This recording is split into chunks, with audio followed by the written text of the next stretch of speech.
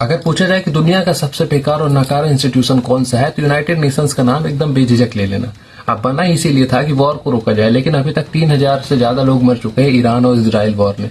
और इसने क्या किया, बस कंडेम किया और देशों को बोला कि भैया लड़ाई ना करो। अब इसकी बात करें कि आखिर ये बना क्यों था। देखिए 1945 में दुनिया दो वर्ल्ड वॉर देख चुकी थी, वर्ल्ड वॉर 1 और वर्ल्ड वॉर 2।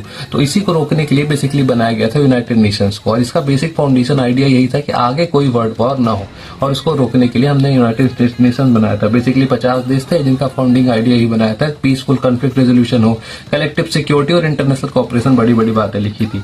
इसके स्ट्रक्चर की बात करें तो इसमें बेसिकली एक होती है जनरल असेंबली। जनरल असेंबली का काम बेसिकली ये होता है कि जो दुनिया भर के देश हैं वो आपस में मिलकर बैठते हैं और जो अलग अलग जो इंस्टीट्यूशंस अलग अलग मुद्दों पे बातें करते हैं, वहां पे रेजोल्यूशन पास करवाते हैं और थोड़ा सा मिलकर पार्टी वार्टी कर लेते हैं। इसके पास कोई लीगल राइट नहीं होता है।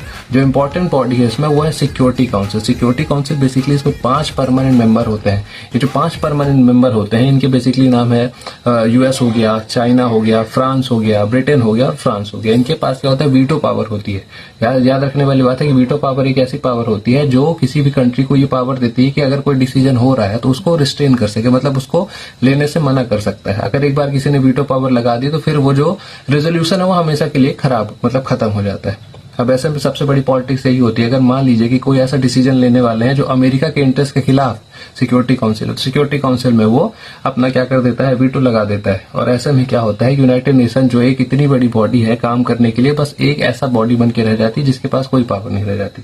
तो जो पॉलिटिक्स है वो हर जगह, जब किसी के इंटरेस्ट पे बात आती है वो वीटो पावर लगा देता है। और इसी चक्कर में दिखाई देता है कि यूनाइटेड नेशन पूरी तरीके से डिसफंक्शनल हो चुका है।